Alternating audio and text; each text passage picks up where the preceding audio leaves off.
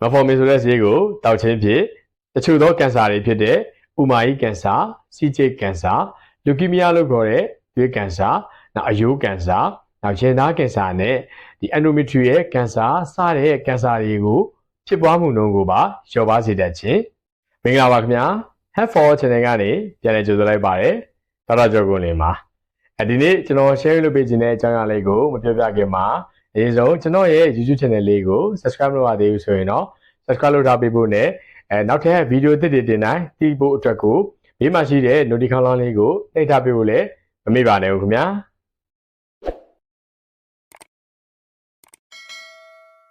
ဒီနေ့မှာကျွန်တော် share လုပ်ပေးခြင်းတဲ့အကြောင်းအရာလေးကတော့ရက်သေးကတချို့သောစီးကျူယောဂရှင်တွေ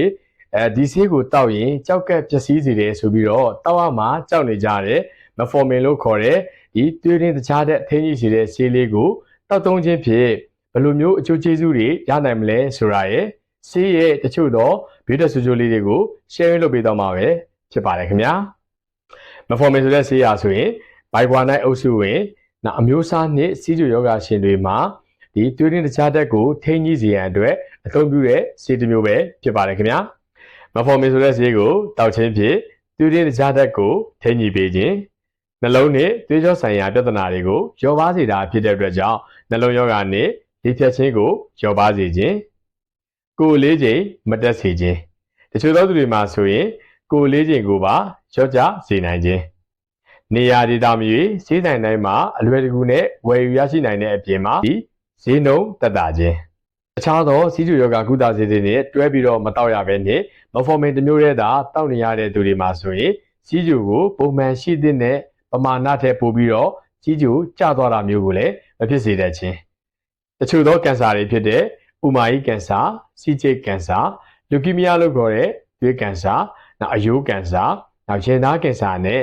အန်ဒိုမီထရီရဲ့ကင်ဆာစတဲ့ကင်ဆာတွေကိုဖြစ်ပွားမှုနှုန်းကိုပါလျော့ပါစေတတ်ခြင်းနောက်အိုမင်းရောမှုကိုလည်းလျော့ပါစေတတ်ခြင်းနောက်ဆုံးချက်အနေနဲ့ကတော့ PCOS Polycystic Ovary Syndrome ယောဂရှိတဲ့ကလေးရနိုင်ခြင်းနည်းတဲ့မျိုးသမီးတွေကိုတောင်မှတတိအောင်ခြင်းကိုအားပေးခြင်းစတဲ့အကျိုးကျေးဇူးတွေကိုရရှိနိုင်ပါတယ်ခင်ဗျာမဖော်မင်တောက်ခြင်းကြောင့်ရရှိစေနိုင်တဲ့အကျိုးကျေးဇူးတွေကိုပြောပြပြီးသွားတဲ့နောက်မှာမဖော်မင်ကြောင့်ရတတ်တဲ့တချို့သောဘေးထွက်ဆိုးကျိုးလေးတွေကိုဆက်လက်ပြီးတော့ပြောပြပေးသွားပါမယ်ခင်ဗျာမဖော်မင်တောက်ခြင်းကြောင့်ရတတ်တဲ့တချို့သောဘေးထွက်ဆိုးကျိုးလေးတွေကတော့အစာရင်နဲ့ဥလန်းကြောင်းဆိုင်ရာဆိုးကျိုးတွေအနေနဲ့ဝမ်းလျှောတတ်ခြင်းပြိုခြင်းအန်ခြင်းအစာရင်နာတတ်ခြင်း lactic acidosis လို့ခေါ်တဲ့ဒီသွေးရင်းမှာရှိတဲ့ lactic acid level မြင့်တက်လာတတ်ခြင်း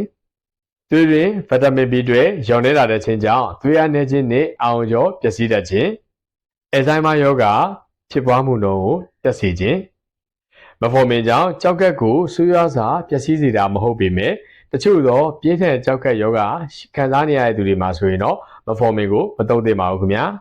ဒီနေ့ဗီဒီယိုလေးကတော့ဒီလောက်ပါပဲခင်ဗျာကျွန်တော်ရဲ့အခုဗီဒီယိုလေးကိုကြည့်နေတဲ့သူတွေမှာစီးကျူယောဂကြောင့်မဖော်မင်ကိုတောက်နေရတဲ့သူတွေပါမယ်ဆိုရင်လည်းမိမိတောက်နေရတဲ့ဆေးရဲ့ဒီကောင်းကျိုးဆိုးကျိုးတွေကိုသိရှိလောက်ပြီပဲဖြစ်ပါတယ်ခင်ဗျာဒါကြောင့်စီးကျူယောဂရဲ့နောက်ဆက်တွဲတွေမဖြစ်အောင်ဆရာဝန်ရှားတဲ့အတိုင်းဆေးတွေကိုတိတိကျကျသေချာတောက်သုံးပါလို့ဒီဗီဒီယိုလေးနဲ့တက်တွန်းလိုက်ရပါတယ်ခင်ဗျာ